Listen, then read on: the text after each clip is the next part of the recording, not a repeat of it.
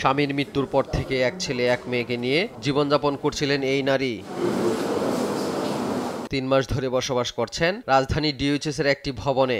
অসুস্থ ছেলেকে নিয়ে ধানমন্ডি একটি হাসপাতালে থাকার সময় রোববার বিকেলে আইনশৃঙ্খলা বাহিনীর সদস্য পরিচয়ে জোর করে তার বাসায় ঢুকেন কয়েকজন ব্যক্তি। সে সময় বাসায় ছিলেন তার মেয়ে ও গৃহকর্মী। আমার কাজের মেয়েটা গেট খোলার পরে ওরা মানে গেট খুলে একটু খালি ও দেখতে গেছে জাস্ট যে কে আসছে, তো ওরা ধাক্কা দিয়ে মানে জোর করে ঢুকে গেছে যে আমরা ডিফেন্সের লোক। লুটপাট শেষে পালানোর সময় ডিওএইচএস এর গেটে নিরাপত্তা রক্ষীদের হাতে ধরা পড়েন অভিযুক্ত 4 জন।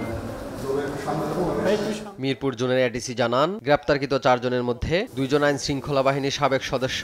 আটক ব্যক্তিদের কাছ থেকে 5টি মুঠোফোন, স্বর্ণ অলংকার, ল্যাপটপ, কিছু প্রসাধনী সামগ্রী ও ইয়াবা উদ্ধার করা হয়েছে। সেনাবাহিনীর সাবেক একজন লেফটেন্যান্ট, একজন সাবেক কর্পোরাল, 2 জন সাবেক সৈনিক, 2 জন সাধারণ লোক এবং একজন ড্রাইভার এবং একজন সোর্স, এই 8 জন মিলে সেই বাসায় তারা যায়। যাওয়ার পরে সেই বাসায় গিয়ে তারা সেই ধরনের যে পরিমাণে মাদক বা অর্থ সোনাদানার কথা তারা সোর্স মারফত জানতে পেরেছিল, সেই বাসায় গিয়ে সে ধরনের কিছুই পায়নি।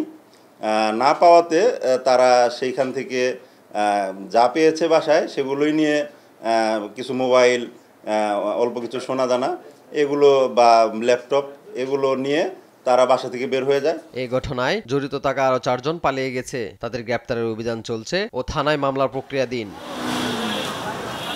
এই ছিমেল, দেশ টিভি, ঢাকা।